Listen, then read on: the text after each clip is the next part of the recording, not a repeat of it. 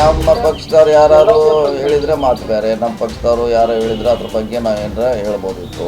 ಈಗ ಬೇರೆ ಪಕ್ಷದವರು ನೀವು ಚೇಂಜ್ ಆಗ್ತಾರೆ, ನಾವು ಚೇಂಜ್ ಆಗ್ತಾರೆ, ಅದನ್ನ ಹೆಂಗೆ ನಾವು ಸ್ವೀಕಾರ ಮಾಡ್ಬೇಕ್ರಿ? ನಮಸ್ಕಾರ, ವಿಶ್ವವಾಣಿ ಟಿವಿಗೆ ಸ್ವಾಗತ. ರಾಜ್ಯ ರಾಜಕಾರಣದಲ್ಲಿ ಇದೀಗ ಸ್ವಲ್ಪ ಬದಲಾವಣೆಗಳು ಕೂಡ ನಡೆದಂತೆ ಕಾಣ್ತಾ ಇದೆ. ಅದರಲ್ಲೂ ಕೂಡ ಕಾಂಗ್ರೆಸ್ ಪಾಳ್ಯದಲ್ಲಿ ನೋಡ್ತಾ ಇದ್ದಂತೆ ಸಿಎಂ ಮತ್ತು ಡಿಸಿಎಂ ಹೈಕಮಾಂಡ್ ನಾಯಕರನ್ನ ಇದೀಗ ದಿಢೀರಂತ ಭೇಟಿ ಮಾಡ್ತಿದ್ದಾರೆ. ಆದರೆ ಯಾವ ಕಾರಣಕ್ಕೆ ಭೇಟಿ ಮಾಡ್ತಾ ಇದ್ದಾರೆ ಅಂತ ಒಬ್ಬರು ಕೂಡ ಹೇಳ್ತಿಲ್ಲ. ಇನ್ನು ಇದರ ನಡುವೆ ವಿಪಕ್ಷಗಳು ಸಿಎಂ ಅಧಿಕಾರಾವಧಿ ಡಿಸೆಂಬರ್ವರೆಗೆ ಮಾತ್ರ ಅಂತ ಡೆಡ್ಲೈನ್ ಬೇರೆ ಕೊಟ್ಟಿದ್ದಾರೆ.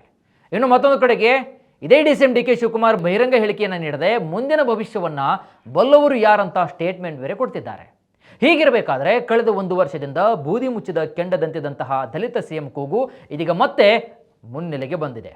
ಹಾಗಾದರೆ ನಿಜಕ್ಕೂ ರಾಜ್ಯದಲ್ಲಿ ದಲಿತ ಸಿಎಂ ಆಗ್ತಾರ? ಇದೇ ಹೊತ್ತಿನ ವಿಶೇಷ. ಯಾರಾಗ್ತಾರೆ ದಲಿತ ಸಿಎಂ? ನಾನು ವೀರೇಶ್ ಶಿವಾನಂದ್ ಅಂಬಿ.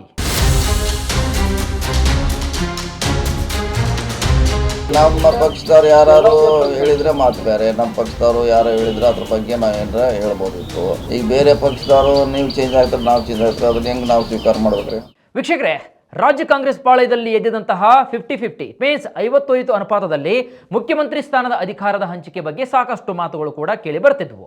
ಇದು ಒಂದ್ ಕಡೆ ಆದ್ರೆ, ಈಗ ಸಿಎಂ ಸಿದ್ದರಾಮಯ್ಯನವರ ಅಹಿಂದ ಬಣ ಮತ್ತು ಅವಧಿಯನ್ನ ಸಂಪೂರ್ಣವಾಗಿ ಇದೀಗ ಸಿದ್ದರಾಮಯ್ಯನವರೇ ಕಂಪ್ಲೀಟ್ ಮಾಡ್ತಾರೆ ಅಂತ ಸಿಎಂ ಬಣ ಅಂದ್ರೆ ಅಹಿಂದ ಬಣ ತಮ್ಮ ಅಭಿಪ್ರಾಯವನ್ನು ವ್ಯಕ್ತಪಡಿಸಿದ್ದಾರೆ. ಇನ್ನು ಇದಕ್ಕೆ ತದ್ವಿರುದ್ಧವಾಗಿ ಅತ್ತ ಡಿಸಿಎಂ ಡಿ ಕೆ ಶಿವಕುಮಾರ್ ಅವರ ಬಣದವರಾದಂತಹ ಹಳೆ ಮೈಸೂರು ಭಾಗದ ಒಕ್ಕಲಿಗ ನಾಯಕರು, ಅದರಲ್ಲೂ ಕೂಡ ಒಕ್ಕಲಿಗ ನಾಯಕರು ಅವರು ಕೂಡ ರಹಸ್ಯ ಮೀಟಿಂಗ್ಗಳನ್ನು ಮಾಡ್ತಾ ಇದ್ದು, ಹೇಗಾದರೂ ಮಾಡಿ ಮುಂದಿನ ಅರ್ಧ ಅವಧಿಯನ್ನ ಡಿ ಕೆ ಶಿವಕುಮಾರ್ ಅವರೇ ಸಿಎಂ ಆಗಿ ಆಡಳಿತವನ್ನ ಮಾಡಲೇಬೇಕಂತ ಇದೀಗ ಪಟ್ಟು ಹಿಡಿದಿರುವಂತಹ ವಿಚಾರ ಕಾಂಗ್ರೆಸ್ ಪಾಳ್ಯದಲ್ಲಿ ಸಾಕಷ್ಟು ಮಟ್ಟು ಚರ್ಚೆಯಾಗ್ತಾ ಇದೆ. ಆದರೆ ಈ ವಿಚಾರಕ್ಕೆ ಸಂಬಂಧಪಟ್ಟಂತೆ ಇದುವರೆಗೂ ಸಿಎಂ ಆಗಲಿ ಅಥವಾ ಡಿಸಿಎಂ ಡಿ ಕೆ ಶಿವಕುಮಾರ್ ಆಗಲಿ ಯಾವುದೇ ಬಹಿರಂಗ ಹೇಳಿಕೆಗಳನ್ನು ಕೊಟ್ಟಿಲ್ಲ. ಬದಲಾಗಿ ನಾವಿಬ್ರು ಜೋಡಿ ಎತ್ತುಗಳಂತಾನೆ ಬಹಿರಂಗವಾಗಿ ತಮ್ಮ ಶಕ್ತಿ ಪ್ರದರ್ಶನವನ್ನ ಹೋದಲ್ಲಿ ಬಂದಲ್ಲಿ ಸಾಕಷ್ಟು ಸಮಾವೇಶಗಳಲ್ಲಿ ಮಾಡ್ತಾನೆ ಬಂದಿದ್ದಾರೆ.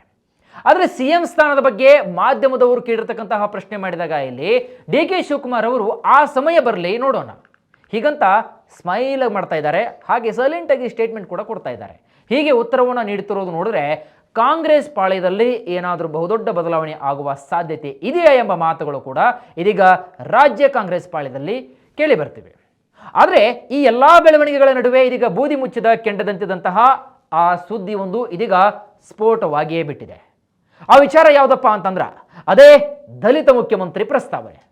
ಒಂದ್ ಕಡೆ ಸಿಎಂ ಸಿದ್ದರಾಮಯ್ಯ, ಮತ್ತೊಂದು ಕಡೆ ಡಿಸಿಎಂ ಡಿ ಕೆ ಶಿವಕುಮಾರ್ ಇವರ ನಡುವೆ ಚರ್ಚೆ ತುಂಬಾ ವ್ಯಾಪಕವಾಗಿ ಹಬ್ತಾ ಇತ್ತು. ಇನ್ನು ಈ ಲಿಸ್ಟ್ನಲ್ಲಿ ಗೃಹ ಸಚಿವರಾದಂತಹ ಡಾಕ್ಟರ್ ಜಿ ಪರಮೇಶ್ವರ್, ಸಚಿವ ಎಚ್ ಸಿ ಮಹದೇವಪ್ಪ ಹಾಗೂ ಉತ್ತರ ಕರ್ನಾಟಕದಲ್ಲಿ ತಮ್ಮದೇ ಆದಂತಹ ಬಹುದೊಡ್ಡ ಬಲಾಢ್ಯವಾದಂತಹ ಚಾಪ್ ಅನ್ನ ಮೂಡಿಸಿದಂತಹ ಲೋಕೋಪಯೋಗಿ ಸಚಿವ ಸತೀಶ್ ಜಾರಕಿಹೊಳಿ ಅವರು ಕೂಡ ರೇಸ್ನಲ್ಲಿ ಇದ್ದಾರೆ ಎಂಬ ಸುದ್ದಿ ಸಾಕಷ್ಟು ಮಾಧ್ಯಮಗಳಲ್ಲಿ ಹರಿದಾಡ್ತಾ ಇತ್ತು.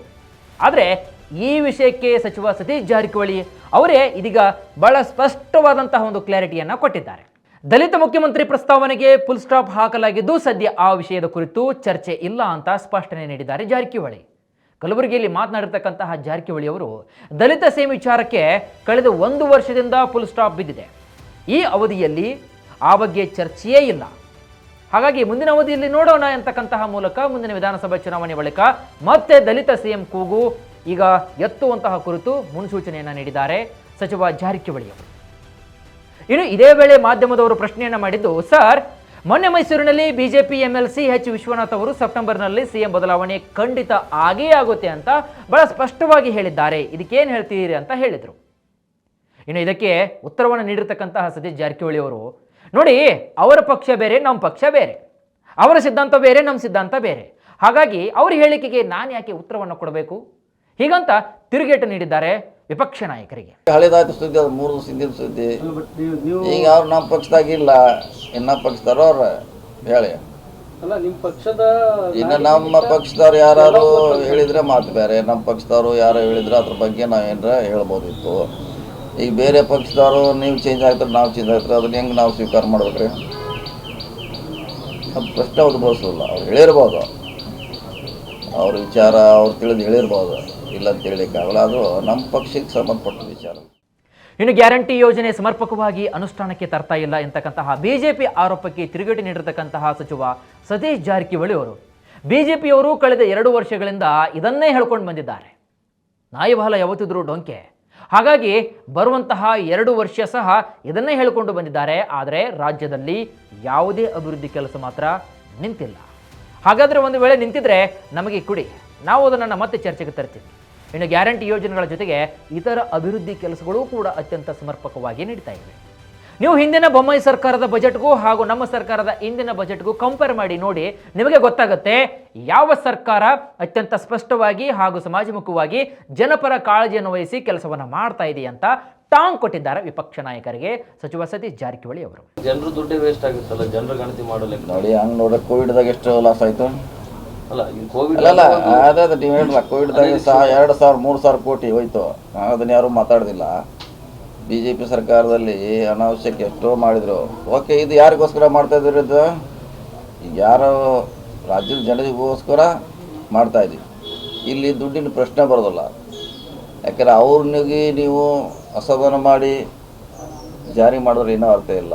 ಅವರು ಸಮಾಧಾನ ಪಡಿಸ್ಲಿಕ್ಕೆ ಅವ್ರ ದುಡ್ಡೇನೇ ಅವ್ರಿಗೋಸ್ಕರ ಖರ್ಚು ಮಾಡ್ತಾಯಿದ್ವಿ. ನೀವು ಹೇಳ್ದಂಗೆ ಅಸಮಾಧಾನಗೊಂಡಿದ್ದಾರೆ ಎಲ್ಲರೂ. ಸಮಾಧಾನ ಮಾಡಲಿಕ್ಕೆ ಇನ್ನೊಂದು ಅನಿವಾರ್ಯ. ಬಹುಶಃ 200 ಕೋಟಿ ಖರ್ಚು ಮಾಡಿರ್ಬೋದು. ಈ ಸಲ 300 ಕೋಟಿ ಆಗ್ಬೋದು, 300 crore ಆದರೂ ಆಗ್ಬೋದು, ಅಷ್ಟು ಹೆಚ್ಚು ಕಮ್ಮಿ.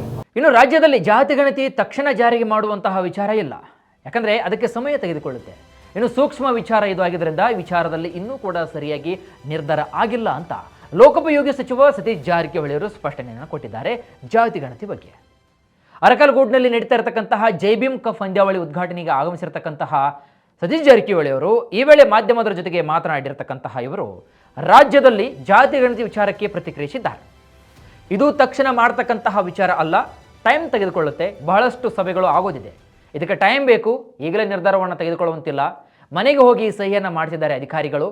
ಲೋಪದೋಷಗಳ ಬಗ್ಗೆ ಅಧಿಕಾರಿಗಳು ಯಾವ ರೀತಿಯಾಗಿ ನಾವು ತಿದ್ದುಪಡಿ ಮಾಡಬೇಕು, ಏನಾದರೂ ಸಮಸ್ಯೆ ಆದರೆ ಅವುಗಳನ್ನು ಯಾವ ರೀತಿಯಾಗಿ ನಾವು ತಡೆ ಹಿಡಿಬೇಕು, ಎಲ್ಲದರ ಕುರಿತಾಗಿ ಮಾತನಾಡಿದ್ದಾರೆ. ಇದರಲ್ಲಿ ರಾಜಕೀಯ ಲಾಭ ನಷ್ಟ ಇಲ್ಲ, ಇದರಿಂದ ಪಕ್ಷಕ್ಕೆ ಲಾಭ ಅಂತೂ ಆಗೋದೇ ಇಲ್ಲ. ಜಾತಿ ಗಣತಿ ವಿಚಾರ ಇನ್ನೂ ಸರಿಯಾದ ನಿರ್ಧಾರಕ್ಕೆ ಬಂದಿಲ್ಲ, ಜಾತಿ ಗಣತಿ ಮಾಡಿಲ್ಲ. ಜಾತಿ ಗಣತಿ ವಿಚಾರ ಇನ್ನೂ 6 ತಿಂಗಳು ಆಗಬಹುದು. ಈಗಲೇ ಎಲ್ಲವನ್ನು ಕೂಡ ನಿರ್ಧಾರ ಮಾಡೋಕ್ಕೆ ಆಗಲ್ಲ ಅಂತ ಸ್ಪಷ್ಟಪಡಿಸಿದ್ದಾರೆ ಜಾರಕಿಹೊಳಿ ಅವರು. ಇನ್ನು ಬಿಜೆಪಿಯವರು ಸರ್ಕಾರ ಬೀಳಿಸ್ತಾರೆ ಎಂಬ ಮಲ್ಲಿಕಾರ್ಜುನ್ ಖರ್ಗೆ ಹೇಳಿಕೆಗೆ ಈ ಒಂದು ವಿಚಾರಕ್ಕೆ ಪ್ರತಿಕ್ರಿಯಿಸಿದಂತಹ ಜಾರಕಿಹೊಳಿ ಅವರು, ಮಲ್ಲಿಕಾರ್ಜುನ್ ಖರ್ಗೆ ಹೇಳಿರುವುದು ಸತ್ಯವಿದೆ. ಬಾರ್ಡರ್ನಲ್ಲಿ ಇದ್ದವರು ಮಲಗಲಿಕ್ಕೆ ಆಗೋದಿಲ್ಲ.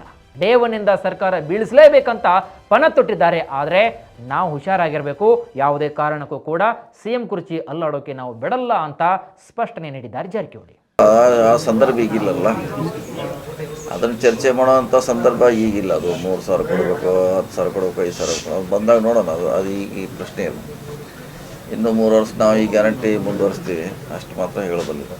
ಇನ್ನಿತ್ತ ಮಾಜಿ ಉಪಮುಖ್ಯಮಂತ್ರಿ ಬಿಜೆಪಿಯ ನಾಯಕ KS ಈಶ್ವರಪ್ಪ ಅವರು ಬೀದರ್ನಲ್ಲಿ ಮಾತನಾಡಿರ್ತಕ್ಕಂತಹ ಅವರು, ಜಾತಿ ಜನಗಣತಿ ಮಾಡತಕ್ಕಂಥ ಆಸಕ್ತಿ ಮುಖ್ಯಮಂತ್ರಿ ಸಿದ್ದರಾಮಯ್ಯ ಅವರಿಗೆ ಇತ್ತು.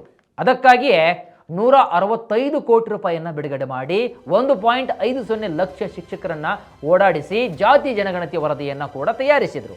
ಆದರೆ ಏನಾಯಿತು, ಹೈಕಮಾಂಡ್ ಒತ್ತಡಕ್ಕೆ ಮಣಿದು ಮರು ಸಮೀಕ್ಷೆಗೆ ಅಸ್ತು ಅಂತ ಎಂದಿದ್ದಾರೆ ಅಂತ ಮಾಜಿ ಉಪಮುಖ್ಯಮಂತ್ರಿ KS ಈಶ್ವರಪ್ಪ ಆರೋಪಿಸಿ ಕೇಂದ್ರದ ಕಾಂಗ್ರೆಸ್ ಒತ್ತಡದಿಂದ CM ಸಿದ್ದರಾಮಯ್ಯನವರು ಇದೀಗ ಇಕ್ಕಟ್ಟಿಗೆ ಸಿಲುಕಿಕೊಂಡಿದ್ದಾರೆ ಅಂತ ಕಿಡಿಕಾರಿದ್ದಾರೆ.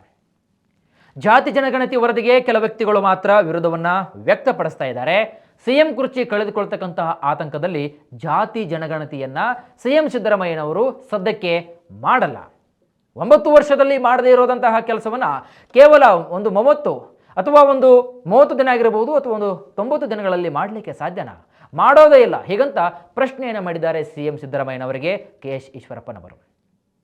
ಅದೇನೇ ಇರಲಿ ವೀಕ್ಷಕರೇ, ಈ ಎಲ್ಲ ವಾದ ವಿವಾದಗಳನ್ನು ನೋಡಿದಾಗ ಕಾಂಗ್ರೆಸ್ ಪಾಳೆಯದಲ್ಲಿ ಸದ್ಯಕ್ಕೆ ಕೇಳಿ ಬರ್ತಾ ಇರತಕ್ಕಂತಹ ವಿಷಯ ಏನಪ್ಪಾ ಅಂತಂದ್ರೆ, ಸದ್ಯ ರಾಜ್ಯ ರಾಜಕಾರಣದಲ್ಲಿ ಇದೀಗ CM ಕುರ್ಚಿ ಭದ್ರವಾಗಿದ್ದು ಯಾವುದೇ ನಾಯಕರಾಗಲಿ, ವಿಪಕ್ಷ ನಾಯಕರುಗಳಾಗಲಿ ಅಥವಾ ವಿಪಕ್ಷಗಳಾಗಲಿ CM ಸ್ಥಾನವನ್ನು ಅಲ್ಲಾಡಿಸಲು ಮುಟ್ಟಲ್ಲ, ಅಲ್ಲಾಡಿಸಲು ಕೂಡ ಯಾವ ಶಕ್ತಿಯಿಂದಲೂ ಕೂಡ ಸಾಧ್ಯ ಇಲ್ಲ ಅಂತ ಸಚಿವ ಸತೀಶ್ ಜಾರಕಿಹೊಳಿ ಹೇಳಿದ್ದಾರೆ. ಹಾಗೂ ರಾಜ್ಯದಲ್ಲಿ ದಲಿತ CM ಕೂಗಿಗೆ ಕಂಪ್ಲೀಟ್ ಫುಲ್ ಸ್ಟಾಪ್ ಹಾಕಿದಂತಹ ಸಚಿವ ಸತೀಶ್ ಜಾರಕಿಹೊಳಿ ಅವರು ಸದ್ಯಕ್ಕೆ ಅದರ ಬಗ್ಗೆ ಯಾವುದೇ ರೀತಿಯಾದಂತಹ ಚರ್ಚೆ ಇಲ್ಲ, ಮುಂದಿನ ವಿಧಾನಸಭಾ ಚುನಾವಣೆಯಲ್ಲಿ ಇದರ ಬಗ್ಗೆ ನಾವು ಚರ್ಚೆ ಮಾಡೋಣ ಅಂತ ಕಡುನಡಿಯಾಗಿ ಇದೀಗ ತುಂಡು ಮಾಡಿದ ಹಾಗೆ ಏಕ್ ಮಾರ್ ದೋ ತುಕಡ ಅಂದಾಗೆ ಬಹಳ ಸ್ಪಷ್ಟವಾಗಿ ನೇರವಾದಂಥ ಹೇಳಿಕೆಯನ್ನು ನೀಡಿದ್ದಾರೆ. ಇದಾಗತ್ತೆ ಇವತ್ತಿನ ವಿಶೇಷ. ಮತ್ತಷ್ಟು ವೈವಿಧ್ಯಮಯ ಸುದ್ದಿಗಳಿಗಾಗಿ ನೋಡ್ತಾ ಇರಿ ವಿಶ್ವವಾಣಿ TV.